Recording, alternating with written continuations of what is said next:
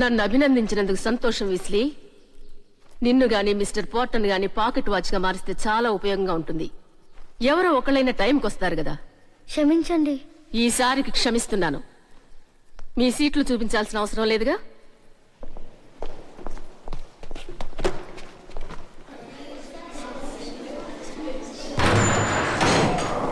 చూడండి, మంత్రదండాల్ని తిప్పడం, మంత్రాల్ని ఫలించడం నా క్లాస్లో ఉండవు. నిజానికి మీలో చాలా మంది సూక్ష్మమైన శాస్త్రాన్ని, సున్నితమైన కళని అంటే పోషన్ మేకింగ్ మెచ్చుకోరనుకుంటాను. ఏమైతేనే ఈ తరగతిలో ఉన్న వాళ్లలో కొందరైనా దీని మీద దృష్టి కేంద్రీకరిస్తారు.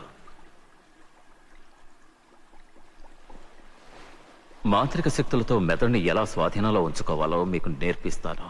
అలాగే రసాయనాలతో పానీయాలను ఎలా తయారు చేయాలో కూడా నేర్పిస్తాను. ఆ తర్వాత మీలో ఎవరైనా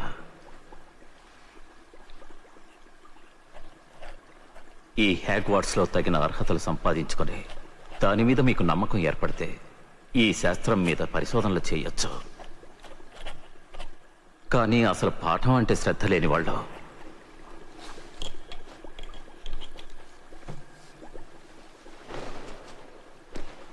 మిస్టర్ పోర్టర్, చాలా చురుకైన వాడివి, తెలివైన వాడివి.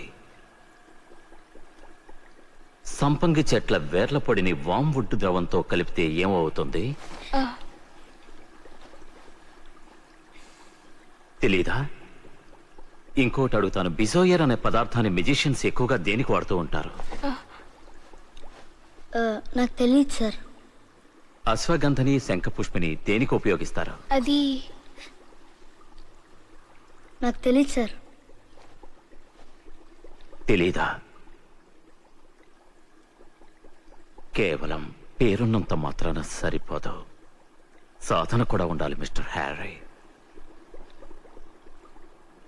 మసజస తతగా శార్దూలం సబరణమయవ మత్తేభం.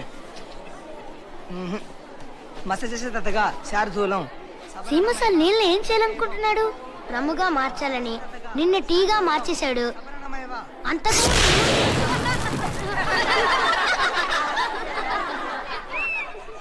ఓ ఉత్తరాలు వస్తున్నాయి.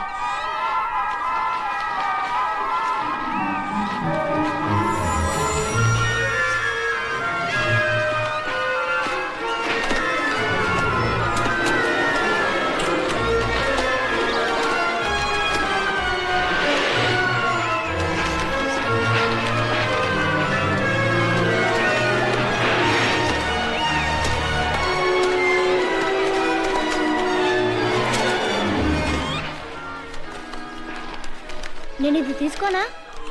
థ్యాంక్స్. ఎవరికి గ్లాస్ బాల్ వచ్చింది? నేను వాటి గురించి చదివాను. ఆ బంతి ఎర్రగా మారిందంటే వాడు అన్నీ మర్చిపోతాడు. నాకున్న సమస్య ఏంటంటే నాకు మర్చిపోయేందుకు గుర్తురాదు. ఇది చూసావా? ఎవరో గ్రీన్ కోట్స్ బ్యాంక్ లో జొరబడ్డారట. విను, ఆ బ్యాంక్ లో మాంత్రికులందరూ జాగ్రత్తగా కాపలా కాస్తున్నా కొందరు దోచుకోవటానికి ప్రయత్నించి విఫలమయ్యారు.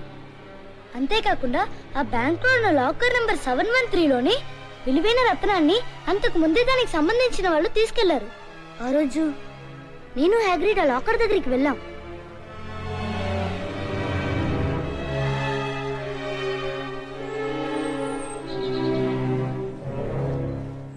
Good afternoon guys.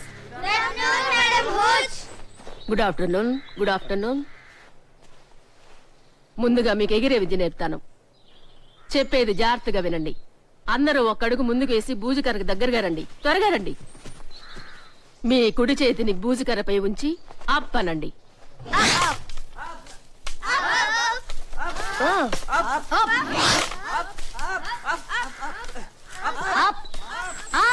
అంటూ ఉండండి.